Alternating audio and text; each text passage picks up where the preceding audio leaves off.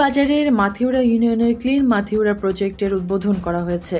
রোববার সকালে ইউনিয়ন পরিষদ প্রাঙ্গণে আনুষ্ঠানিকভাবে ক্লিন মাথিউরা প্রজেক্টের উদ্বোধন করেন প্রবীণ মুরব্বী, প্রবাসী, রাজনীতিবিদ, শিক্ষক, ব্যবসায়ী সহ স্থানীয়রা। এ সময় ইউনিয়নের প্রত্যেক বাড়ির সামনে ডাস্টবিন রেখে প্রজেক্টের গাড়ি দিয়ে ময়লা নির্দিষ্ট স্থানে ফেলা হয়। উদ্বোধনের দিনে ইউনিয়ন পরিষদ প্রাঙ্গণ থেকে সড়কের পাশের খাল পরিষ্কার করা হয়। এই উদ্যোগকে সাধুবাদ জানিয়েছেন ইউনিয়নের সর্বস্তরের বাসিন্দারা। ব্যতিক্রমী আয়োজনের মধ্য দিয়ে ভাষার মাস ফেব্রুয়ারিকে বরণ করেছে গোলাপগঞ্জ অ্যাডভোকেট ইকবাল মুক্ত স্কাউট গ্রুপ। ভাষা শহীদদের স্মরণে শনিবার গোলাপগঞ্জ চৌমুহনী থেকে বর্ণমালার মিছিলটি উপজেলা পরিষদের শহীদ মিনারে এসে সমবেত হন। এতে অংশ নেন শতাধিক স্কাউট ও গার্লএন্ড স্কাউটরা।